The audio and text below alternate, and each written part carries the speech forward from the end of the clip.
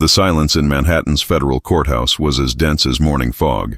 At exactly 9 a.m. on Tuesday, October 15, 2024, the oak doors opened with a creak that echoed through the marble-lined walls. And then he entered, Sean Carter, Jay-Z, the mogul who transformed rhymes into empire, who elevated hip-hop from the ghetto to Wall Street. But the man walking toward the witness stand had none of the arrogance that made him a legend. His shoulders curved under an invisible weight, and for the first time in decades he seemed human. Judge Clarence Maddox, a veteran of complex federal cases, observed every movement. The court order had banned cameras, but the court illustrators worked frantically. Within minutes, sketches of Jay-Z facing the truth would go viral on social media. The federal investigation, Operation Frequency, had been running in absolute secrecy for 18 months. Money laundering, illicit corporate influence, and an alleged network of power connecting recording studios to political offices. What had once been rumors whispered in the backstage of the music industry now took shape under the cold lights of justice. Among the select audience, Beyoncé remained motionless. Dark glasses covered her eyes, but the tension in her clenched fists was eloquent. Her silence screamed louder than any words. Federal prosecutor Alton Briggs stood up with the precision of a surgeon. 30 years of career had taught him that truth is built brick by brick, question by question. Mr. Carter, can you relate to us the events of the night of November 4th, 2013? The date ricocheted off the walls like a gunshot. Jay-Z swallowed hard. It wasn't just a date on the calendar. It was the moment when everything changed. I should have spoken before. His voice was an amplified whisper. That night altered the course of everything I built. A muffled sob echoed from the gallery. The judge's gavel demanded silence. Jay-Z breathed deeply, like a diver about to descend into the depths. It was a private party in Las Vegas, a business meeting according to Diddy. But when we arrived at the Palladium Hotel, I realized it wasn't just a celebration. It was something different, more serious. The prosecutor didn't interrupt. The confession flowed like dammed water, finally finding a crack. Sean took me to a suite in the back. 3 men were waiting for us, none from the music industry, all from what he called the greater system. A Swiss banker, an executive from a multinational I prefer not to name, and a politician from Washington. Briggs walked to his table and retrieved a sealed envelope. Do you recognize this document? Jay-Z looked. The world could have stopped at that instant. His hands trembled imperceptibly. It was a contract, letterhead paper, coded clauses, and at the bottom, a handwritten note he would never forget. Everything has a price, including silence. Why did you sign? Briggs's question cut through the air like a blade. Because I believed I was saving my career, protecting my family, but I was selling something much more precious. The murmur that swept through the courthouse was muffled by the judge's gavel, but the damage was done. The king of hip-hop admitted to bowing before invisible forces, and that was just the prologue to a much deeper story. 48 hours later, outside the federal courthouse, crowds gathered under October's persistent drizzle. Reporters with trembling microphones tried to cross the police cordon. News helicopters circled the building like vultures waiting for the right moment.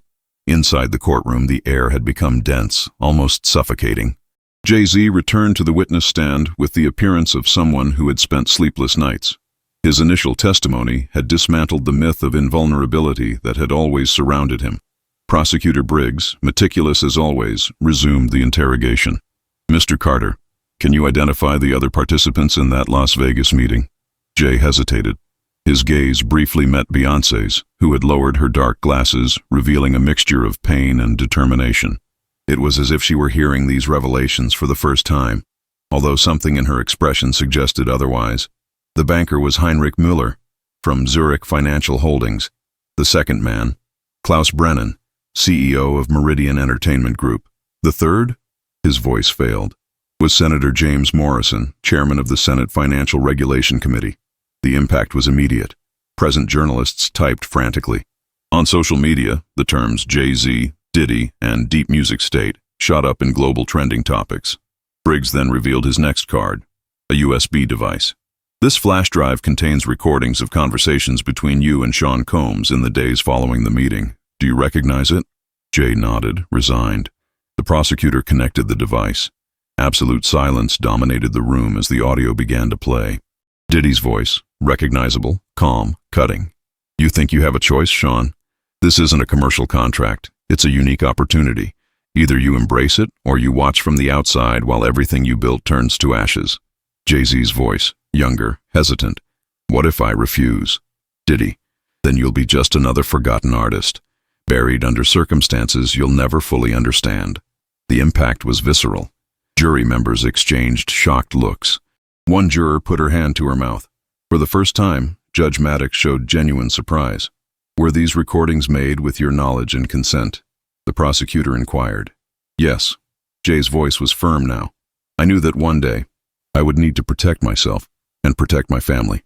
Suddenly a man stood up at the back of the room, a member of the security team linked to Diddy's lawyers. Before he could be restrained by officers, he shouted, "He won't leave here alive! You don't know who you're messing with!" The hearing was immediately suspended. Jay-Z was escorted by federal agents while chaos erupted. Judge Maddox banged his gavel repeatedly, but the damage was done. The wall of silence protecting the powerful had developed its first significant crack, and the whole world wanted answers. St. Regis Hotel, Manhattan. 7 a.m. the next morning. The city still reverberated with the shockwaves of Jay-Z's testimony when a surprise press conference was called. In the packed conference room of the luxurious hotel, Miranda Lovell, the feared Iron Lady of New York courts, faced the battery of microphones with the serenity of someone who had already won seemingly impossible legal wars. "My client, Sean Combs, is being victimized by an orchestrated conspiracy," she declared, her voice cutting through the air like a sharp blade. "And today we will present irrefutable evidence that Sean Carter not only voluntarily participated in the same acts he now tries to attribute exclusively to Mr. Combs, but was the principal architect of several operations that remained hidden until this moment." Absolute silence. The present media processed the gravity of the accusation. Lovell raised a voluminous dossier. "We possess detailed banking records, coded communications intercepted by the FBI itself, and unprecedented images of secret meetings between Carter and the same individuals he claimed to know only superficially." Federal Court. Afternoon of the same day. When the session resumed, the atmosphere had changed drastically. Jay-Z returned visibly shaken, shoulders curved under the weight of a revelation he didn't yet fully know. For the first time since the beginning of the process, Sean "Diddy" Combs was present in the room. Impeccable black suit, erect posture, impassive expression, but his eyes held a mixture of hatred and calculated strategy. The defense immediately took the offensive. "Mr. Carter," said Miranda Lovell, rising with predatory elegance, "do you recognize this image?" An enlarged photograph filled the screen. Jay-Z, relaxed in a limousine, beside the three men he claimed to have known only occasionally. A champagne glass in his hand, a genuine smile on his face. The date in the lower corner, March 15th, 2015. This must have been manipulated," Jay murmured, visibly shaken. "The metadata has been verified by independent experts. The image is authentic, taken 2 years after the supposed first meeting." The jury followed every word with renewed attention. The heroic narrative began to crumble brick by brick. Lovell then prepared her coup de grace. "And what can you clarify about the transfer of $4.5 million made in March 2016 from an account registered under your holding company SC Enterprises to an offshore in the British Virgin Islands, whose ultimate beneficiary is one of the men present in this photograph?" Jay-Z couldn't answer. Prosecutor Briggs requested an emergency recess. The judge immediately agreed. During the break, Jay-Z was seen getting into an armored SUV, his face a mask of shock and betrayal. It was evident that something had gone profoundly wrong with his strategy. On social media, public opinion swayed like a pendulum. Hashtags like Tantra, Truth or Lies, and Music Conspiracy dominated global trends. Truth had transformed into a minefield, and yesterday's allies began to disappear one by one. 3 days later, Manhattan seemed like a besieged city. The illuminated panels of Times Square, which once displayed Jay-Z and Diddy music videos in constant rotation, now transmitted real-time headlines about the trial. The music empire wasn't just in crisis, it was in open war. Behind the scenes of the courthouse, a discreet but significant movement unfolded. An unidentified FBI agent delivered to Prosecutor Briggs an additional set of files, an encrypted device from a protected source. The content: detailed records of private meetings between executives from Roc Nation and Bad Boy Records, with representatives of an international financial conglomerate under federal investigation for years for interference in American electoral processes. When Jay-Z was called back to court, something fundamental had changed in his posture. His eyes no longer expressed vulnerability. They were hardened, like those of someone who finally understood he was completely cornered. The prosecutor wasted no time. "Mr. Carter, do you recognize this audio?" he asked, before activating the player. Jay-Z's voice, deep, determined. "If they collapse, I collapse with them. But if I can pull the right thread, they'll pay me generously to forget this whole situation." The silence that followed was deafening. Jay had been secretly recorded. But by whom? And for what purpose? The judge demanded immediate clarification. Jay-Z stood up, his eyes inflamed with a mixture of rage and despair. "I said that in a moment of absolute desperation. I was being systematically threatened. My family was in real danger. Everything I did was a desperate attempt to protect them." The emotion was palpable and genuine. Tears emerged, but the seed of doubt had been planted in fertile soil. The whistleblowing hero now seemed like an accomplice trying to escape an imminent shipwreck. From the defense side, discreet smiles began to emerge. The counterattack was gaining devastating force. It was then that the prosecutor announced a witness no one anticipated. The defense calls Solange Knowles. A collective groan ran through the room. Beyoncé's sister, the same one who, years before, had starred in the famous elevator incident with Jay-Z. An episode that would now be recontextualized under a completely new light. Solange entered with firm steps, wearing a gray suit that contrasted with the intensity of her gaze. She sat in the witness stand with the posture of someone who had carried heavy secrets for too long. "I was present," she said, her voice cutting through the silence like a razor. "And that thing in the elevator wasn't about marital infidelity. It was because I discovered that Jay had accepted financing of dubious origin for a world tour. And he had lied to Beyoncé, to me, to all of us." The revelation fell like a meteorite. Was Sean Combs involved in this financing? Everyone was involved. But Diddy wasn't just a participant. He was the conductor of the orchestra. And Jay knew that perfectly. The jury watched, hypnotized. Millions of people glued to devices around the world watched the transmission as if it were a real-time thriller. Except it was real, and had the power to destroy true empires. At the end of the session, another bomb was detonated. The FBI, faced with the accumulation of evidence, announced the expansion of the investigation to 17 personalities from the musical, financial, and political worlds. Unconfirmed sources mentioned senators, multinational CEOs, and surprisingly, a former president. Jay-Z left the courthouse in absolute silence, surrounded by a wall of security guards, booed by a crowd that 24 hours before called him brave. Now he was seen as a traitor, opportunist, survivor of a shadowy pact. The game had changed hands, but the complete truth still remained hidden in the depths. 48 hours later, Dawn, an anonymous source, sent the national press a new batch of documents. This time, scans with official stamps and verifiable authenticity signatures. The images spread across the internet like wildfire in a dry forest. Spreadsheets with bank transfers, contracts with coded clauses, internal corporate emails exchanged between Diddy, Jay-Z, and at least 2 presidential campaign chiefs from different parties. The press worked all night to confirm authenticity. The FBI didn't officially deny it, and that was enough. While the country slept, the structure that for decades had sustained the obscure alliance between musical power and political influence began to publicly crumble. Federal Court, Friday morning.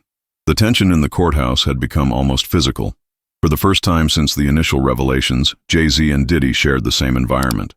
They didn't exchange glances, but the electricity between them was palpable. Diddy seemed too calm, like someone holding an ace up his sleeve. Judge Maddox announced, "Today we will hear the final witness before the jury deliberation phase." And then, against all expectations and speculation, the name was pronounced, Beyoncé Knowles Carter. The silence was absolute. Jay-Z paled instantly. He hadn't been informed. She entered slowly. She wore an impeccable white ensemble, without makeup, with the gaze of someone who had already faced much worse storms. She sat in the witness stand and adjusted the microphone firmly. When she spoke, each word carried the weight of years of guarded silence. I knew everything. From the beginning." Jay-Z lowered his head as if he had received a punch. A whisper of denial escaped his lips. I knew about the original contract, about the pact sealed in Las Vegas. I knew about the secret dinners, the connections with powerful people. And yes, I knew he was systematically lying. I remained silent for a long time, out of fear, for our daughter, for the image we built together. Silent tears streamed down Jay-Z's face, but Beyoncé remained implacable. But when I realized how far he was willing to go to protect himself, including putting other people at risk, I understood that the truth needed to emerge. Prosecutor Briggs, in a masterfully calculated move, presented one last piece of evidence, a video. Beyoncé, secretly recorded in 2018, confronting Jay-Z in their own home. Beyoncé, firm, controlled voice. Do you believe that being king exempts you from responsibility for the truth? One day this whole house of cards will collapse, Sean. And when that happens, I want my daughter to know that her mother was on the right side of history. Jay-Z, I'm keeping all of us protected.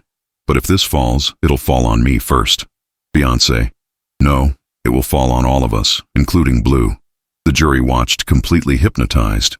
The raw humanity of the situation transcended any fictional drama. Diddy's defense attorney, for the first time in days, remained silent. Her cards had been exhausted. The judge closed the session with a voice heavy with gravity. The final jury deliberation will begin Monday. With it, the complete weight of truth will fall upon all involved. Outside, spontaneous demonstrations formed.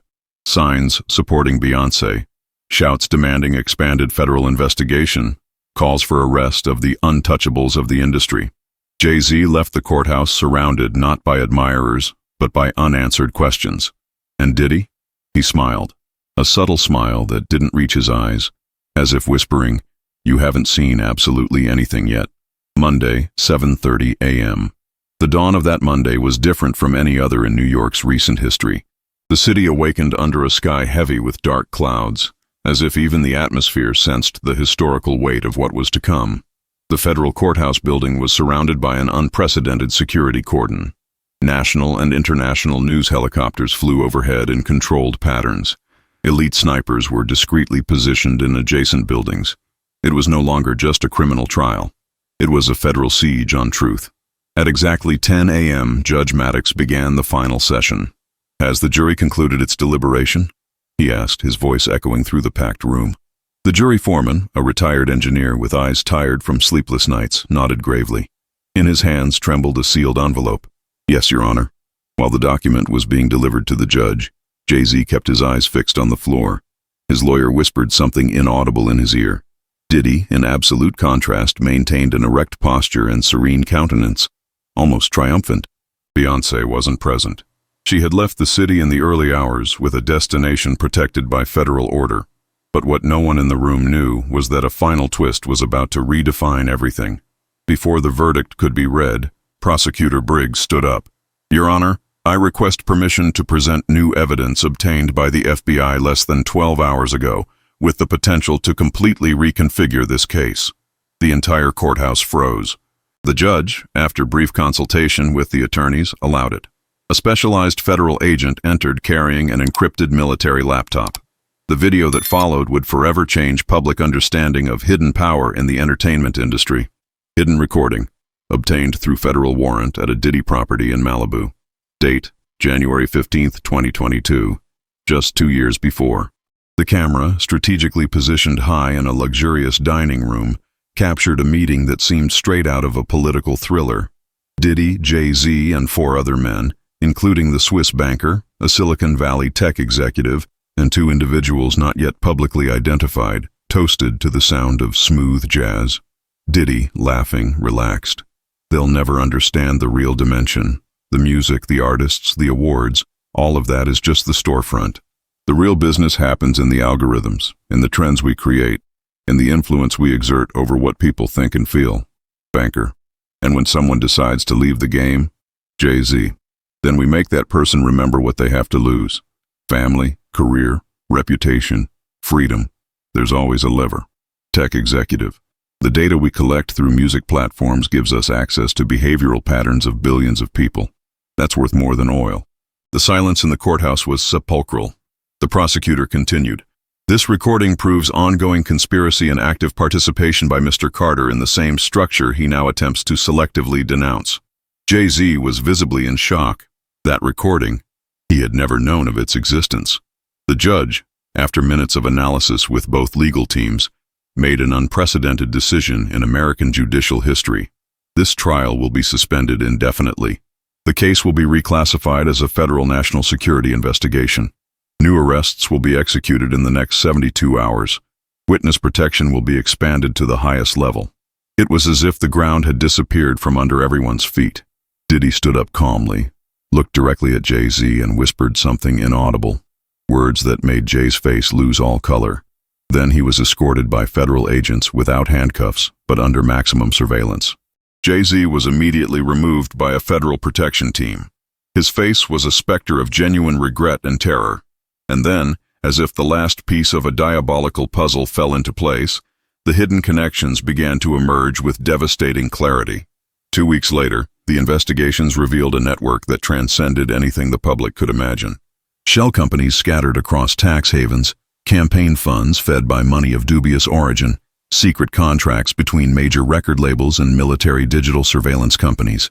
What had begun as a conflict between two music titans had unmasked a transcontinental structure that used art, fame, and cultural influence as shields for invisible operations of social manipulation on a global scale. At the center of everything, a classified folder recovered from Diddy's residence, titled Global Frequency Project. The documents detailed meetings with G20 figures, psychological impact reports of musical trends, proposals for social behavior manipulation through streaming algorithms, and strategically positioned artists. Jay-Z was summoned for new depositions under federal protection, but the night before, he disappeared. Sources confirmed a private jet taking off from a private airport in New Jersey, destination undisclosed. Diddy remains in federal custody, location undisclosed. His silence is absolute. Rumors indicate negotiations for plea bargaining in exchange for protection. In the streets, protests increase daily. Movements demand total transparency in the investigation. Hashtags like Nar Hidden System and Nar Truth in Music dominate global platforms. And Beyoncé? She released only one statement, brief and enigmatic. Art has always imitated life, but we discovered that sometimes life is much darker than any music could express. Truth, however, always finds a way to the light. The case remains under national security secrecy, but the released truth has created deep roots in public consciousness. Because when an empire built on secrets finally collapses, the whole world feels the tremor of the debris. And this time, no one who participated in the game will emerge completely unscathed. The end. Somewhere, between power and fame, music stopped being art and became a weapon. And when the weapons are discovered, even kings must answer for their crimes. If you enjoyed this story, subscribe for more content like this, and hit the like button to support the channel. Thanks for watching.